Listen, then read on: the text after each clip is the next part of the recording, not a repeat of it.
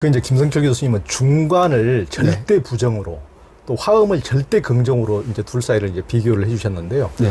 이제 보통 상담을 할 때도 중간적 관점과 화음적 관점이 이제 다르다고 했는데, 예를 들면은 너만 그런 게 아니야, 막 이제 이런 식으로 이런 말을 그래, 뭐. 그래. 이제 둘이 관점은 어떤 식으로 차이가 있습니까? 이제 심리 상담에 이제 불교를 적용해 보면요. 일단 심리 상담도 그렇습니다. 원래 상담도 분야가 두 가지랍니다. 분야보다 방식이 인지치료, 정서치료. 그러니까 감성 다친 사람이 있고요. 생각이 잘못된 사람이 있고요. 그래서 이게 이제 다르거든요. 근데 정서치료는 이제 쉬워요. 이제 힘든 사람들한테는요. 그냥 들어주면 돼요. 누가 호소하면 그래, 맞아, 그래. 심지어 애완견도 정서치료합니다. 그러니까 외로운 독거노인들이든지 이런 분들한테 애완견 갖다 주면은요, 충성을 다하기 때문에 그렇죠. 그동안 우울증에 걸렸다가는 달라집니다. 그래서 정서치료는 이 상담자가 혹은 이제 나를 갖다가 치유해주는 사람이 나보다 수준이 낮아도 상관없어요. 들어주면 되기 때문에 심지어 강아지도 이제 치유할 수 있습니다. 근데 인지치료는 쉽지가 않아요. 인지치료는 네 생각 잘못했기 때문에 그걸 시정해주는 거거든요. 그러니까 웬만큼 내가 존경하지 않은 사람이 네 생각 잘못되었어 이럴 경우에는요, 자존심 상합니다. 그렇죠. 그래서 이제 인지장애에 있는 사람의 경우에는요, 이 정신의학과를 전전긍의해요. 의사 만났다가 좀 마음에 안 들면은요, 또 바꿉니다. 딴 데다가. 근데 이제 불교적 그 부처님의 어떤 방식을 응용을 하면은 공식을 만들 수 있어요. 공식을. 인지치료에서. 뭐냐면은 너만 그런 게 아니야. 누구나 다 그럽니다. 어떤 사람이 힘든 걸 겪을 때 당신만 그런 게 아닙니다. 누구나 다 그럽니다. 이걸 염두에 두고 있으면은요, 그러면은 인지치료가 됩니다. 또 우리가 누구 상담할 때 친구든지 뭐 친척이든지 운연 중에 누가 너무나 힘들어하면은요, 그 말이 나오게 돼 있어요. 야, 넌 그렇지만은 누구도 그랬어. 이러면 위로가 좀 돼요. 그렇죠. 이게 연기법이에요. 그걸 부처님께서 언제 쓰셨냐 하면은 끼사 꽃담이라는 여인을 교화할 때, 끼사가 이제 말라깽이 꽃담인데, 워낙 말라깽이가 옛날에, 지금은 말라깽이가 이쁘지만은 소녀시대 뭐 해갖고서 옛날에는 통통한 분들이 못 먹고 살 때기 때문에 그래서 그게 미인이었나 봅니다. 양귀비든지. 그래서 말라깽이 꽃담이가 아주 추녀의 대명사예요. 말라깽이가. 근데 이 여인이 결혼하더니 아기를 낳는데 완전히 달라요. 아들을 낳는데 너무나 이뻐요. 그랬더니 사람들이 그 전까지는 왕따시켰던 여인인데 그 다음부터는 세상에 끼사 꽃담이가 이렇게 훌륭한 아들을 낳았다고 칭송을 합니다. 그랬더니 이제 드디어 기가 피는 거예요. 그랬는데 얘가 막 이제 이 걸어 당길 때쯤 됐을 때 갑자기 죽습니다. 그랬더니 이 여자가 실성을 해요. 그래서 이 죽은 어린아이 시체를 등에 업고서는 막 길 다니는데, 왜냐하면 이제 애가 죽었다는 걸 알릴 경우에는 다시 또 옛날처럼 나를 갖다 왕따시킬까봐 그렇게 나와요. 애가 죽은 게 슬픈 것보다도. 이러면서 이제 막 등에 업고서 다닙니다. 살려달라고. 근데 부처님 앞에 가서는 살려주세요. 애를 갖다 하니까 부처님이 보시더니 알겠다 하더니 뭐라 얘기하시냐면은 지금 마을에 내려가서 사람 죽지 않은 집이 있으면은 거기서 겨자실 구해서 가져와라. 그럼 내가 애를 살려주겠다. 얘기하세요. 끼사 꽃담이가 마을에 내려가서 사람 죽은 적이 있냐 없냐 물어보니까 다 죽은 적이 있어요. 자식이 죽은 사람, 어머니가 죽은 사람, 남편 죽은, 배우자 죽은 사람 다 있습니다. 나중에 스스로 알아요. 나만 혈육을 잃은 슬픔이 있는 게 아니고 누구나 혈육을 잃은 슬픔이 있구나 하고서 그러면서 드디어 해소가 돼가지고 예륙과에 올랐다라고 써 있습니다. 그래서 이제 끼사 꽃담이가 힘들었던 얘기는 남들은 다 겉보기에 행복한 것 같이 보여요. 나만 힘든 것 같고, 왜? 나는 나를 잘 알기 때문에. 근데 보니까 다 그 허상입니다. 다 힘들어요.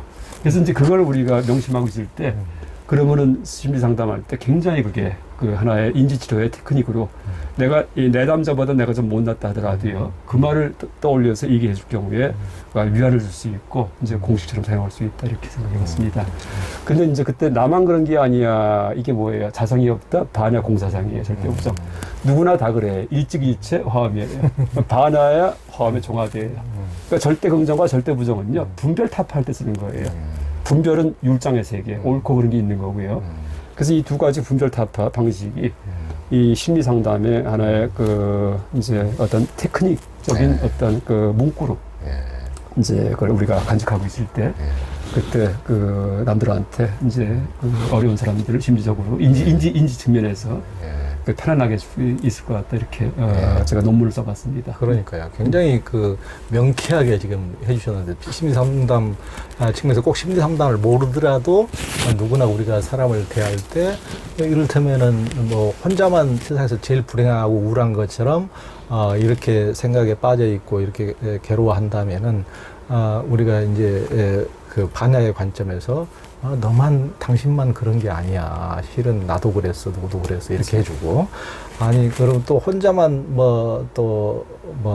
다른 또 생각에 빠져 있으면은 누구나 다 그래.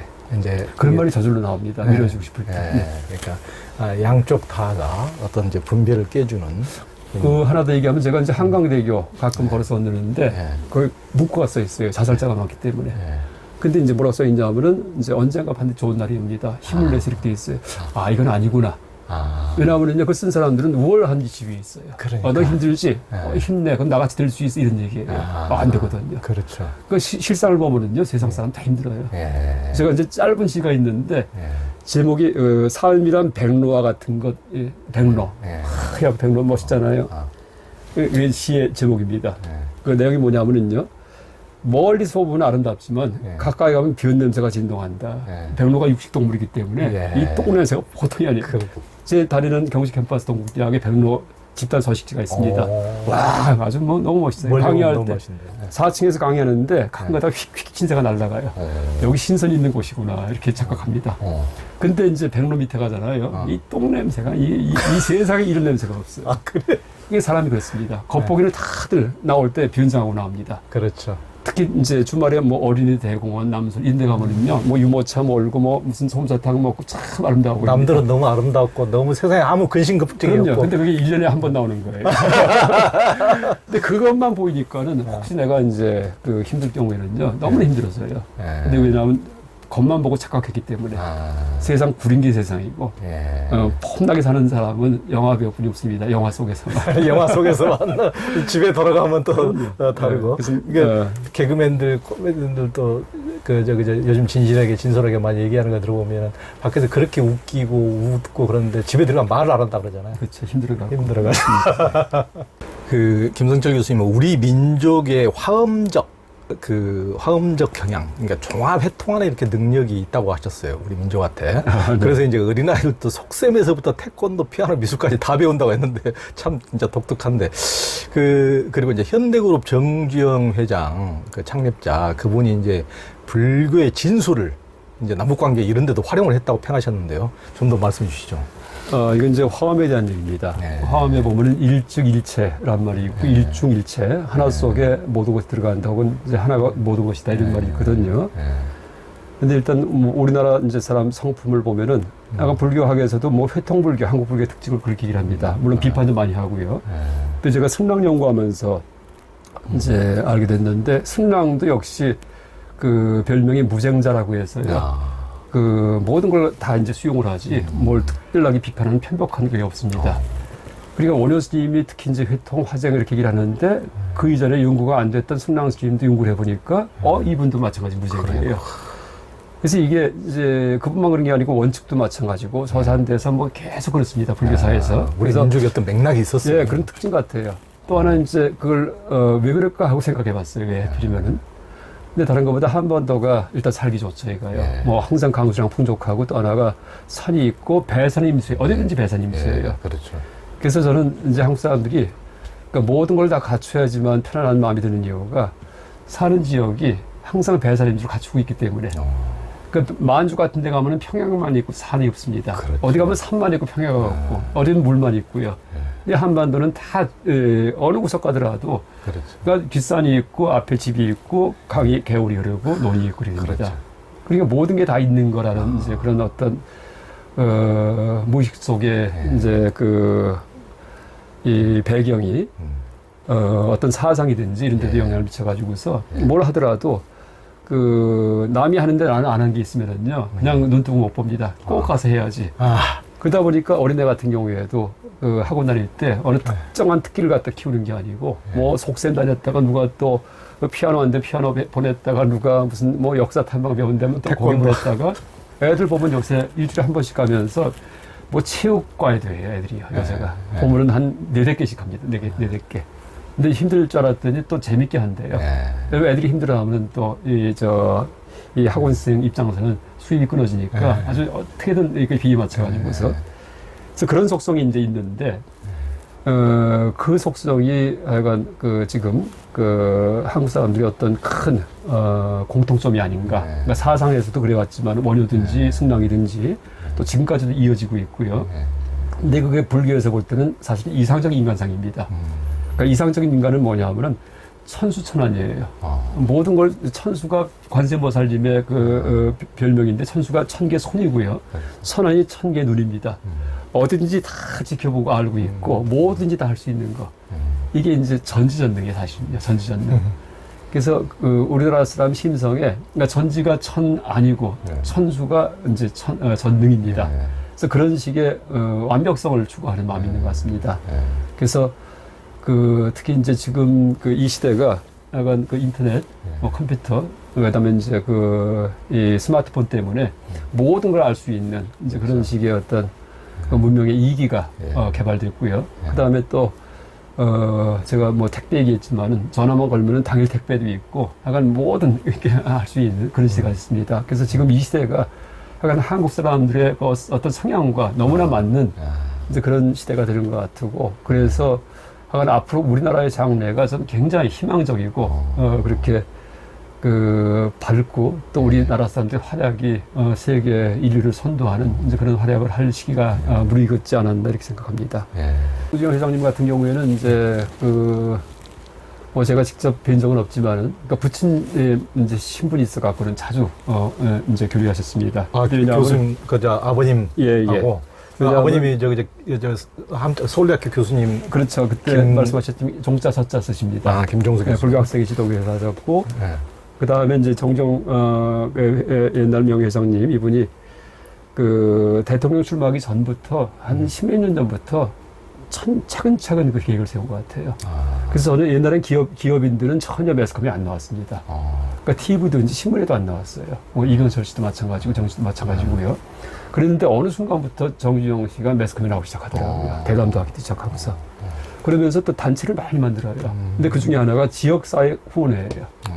그래서 교육에 담당하는 분들하고 계속 모임을 가지면서 후원도 하고, 그 다음에 이제 거기에 물론 재정적 후원도 하고 모임도 갖고 행사 이벤트도 많이 벌이고요. 이러면서 이제 교제를 시작하시더라고요. 처음에 몰랐죠.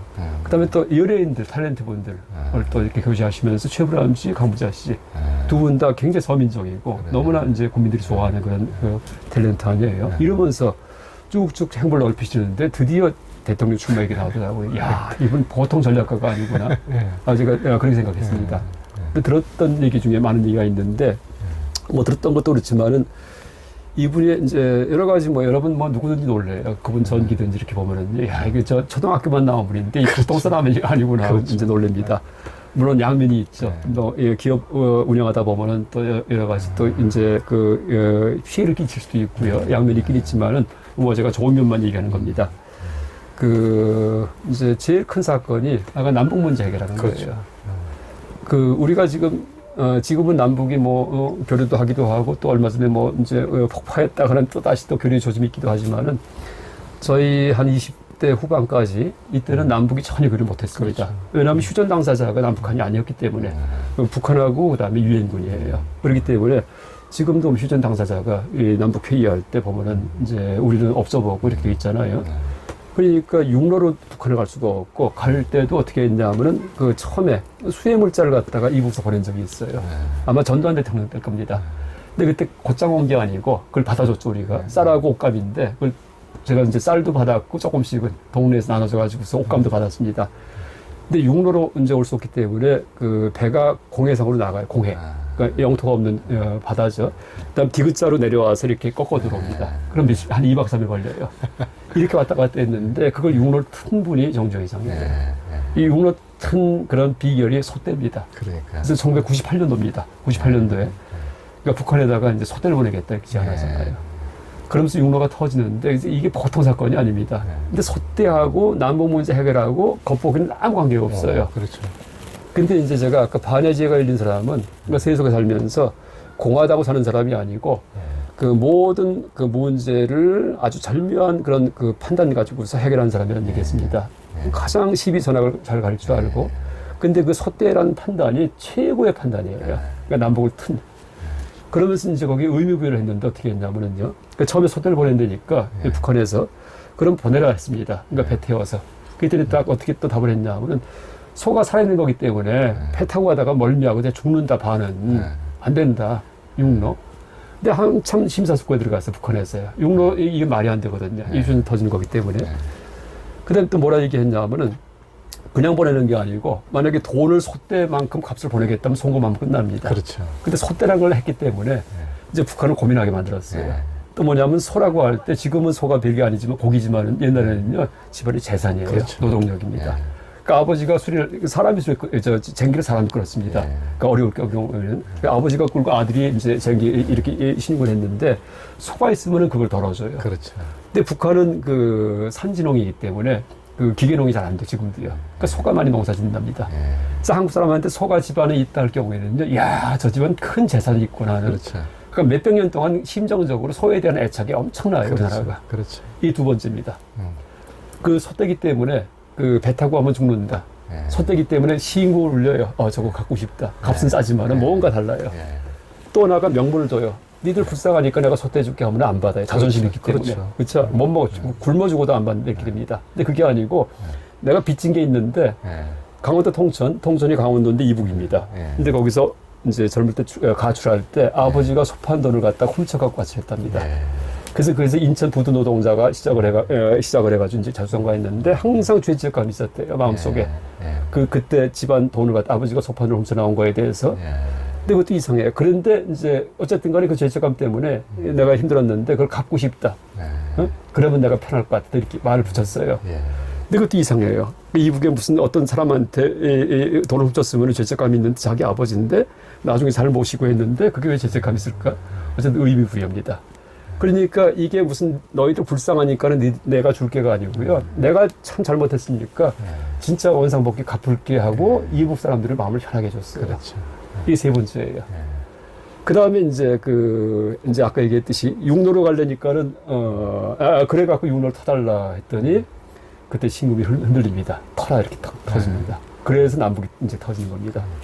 그 전까지는 계속 디귿자를 운행하다가 그러면서 그때 1000일말인가? 소 한 대를 갖다 한 대에다가 몇 마리씩 태워가지고서 딱 떨어지는 게 아니고요. 한 마리일 거예요. 한 마리가 앞으로도 이 사업이 계속 될 것이다. 그런 어떤 희망을 품어갖고 보냈답니다. 그래서 그게 장관 아니에요. 모자 그렇죠. 옛날 중절모 쓰고서는 그 다음에 그 노인 양반이 그 말도 어눌하게 하면서 지도하는데 그걸 프랑스의 이제 언론인이면서 석학이 있어요. 기소로망. 이 사람이 그걸 평언했는데 20세기 말 최고의 이벤트다 이렇게 했습니다. 소떼가 남북을 터요. 근데 이제 보세요. 소떼를 보낸다는 하나의 판단인데 그 안에 뭐가 들어갔냐면은요. 육로로 보내야 된다는 거. 배 타면 안 된다. 그 다음에 또 뭐냐면은요. 자존심을 살려줘요. 내가, 빚진 거 갚는다. 그 다음에 또 뭐냐면은요. 아산 농장, 간척한 데서 키운 거예요. 정성을 다해서 키운 소들. 이게 또 들어가 있어요. 그 다음에 한국 사람들이 소에 대해서는 진짜 아주 신성시하기 때문에 이북 사람도 한국 사람이에요. 그렇죠. 이게 마음을 흔들립니다. 감정 흔들어 놨어요. 그래서 하나의 정책 속에 5가지 사안이 들어가 있어요. 이게 화엄이에요. 일중일체. 그래서 이제 어떤 문제가 있을 때 화엄적으로 해결하는 거는요. 예를 들어 누가 싸울 때 싸우지 마. 사이좋게 지내. 이거는 유치원 애들도 할 수 있는 말이에요. 그렇죠. 그게 아니고 제3의 엉뚱한 하나의 분별이 둘 다 만족하는 이제 그런 어떤 해결방을 갖다가 그렇게 줄 수 있습니다. 그게 화엄입니다. 그래서 제가 그걸 말을 붙일 때 다면적 정책론 이렇게 붙였습니다. 그러니까 세상은 화엄적 이치가 지배하기 때문에 그 화엄적 이치가 뭐냐면 제가 이제 여기서는 지금 대담한 교수지만은요 집에 가면 남편이 되기도 하고 아빠가 되기도 하고 바퀴벌레가 보면 막 도망가요. 그럼 괴물이에요.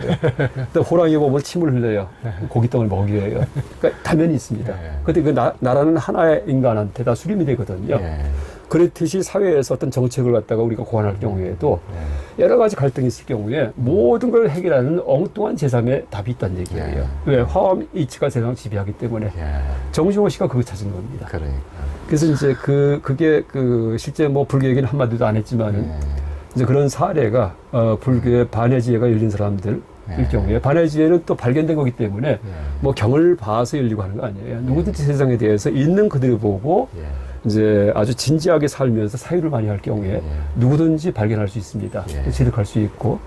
그래서 제가 그 화엄적 정책론, 그러니까 화엄경의 가르침이 실제 우리 정책에 반영이 돼가지고서 구현된 얘를 그 정주영 씨의 소대 북송 이벤트에 이렇게 적용을 해서 한번 설명을 해봤습니다. 이분이 나중에 이제 불교의 귀에서 어디 도선사에 그렇죠. 49제 다 거기 지내시고 또 하나 들은 얘기는 이 공개석상에서 이렇게 불자라고 선언을 하셨답니다. 근데 또 제가 뒤져보니까 돌아가실 때 그때는 거의 뭐 인사불성해서 며느님이 그 기독교 귀의하라고 하니까 눈 껌뻑하면서 이렇게 오케이 했다고 바로 돌아가기 직전이겠죠.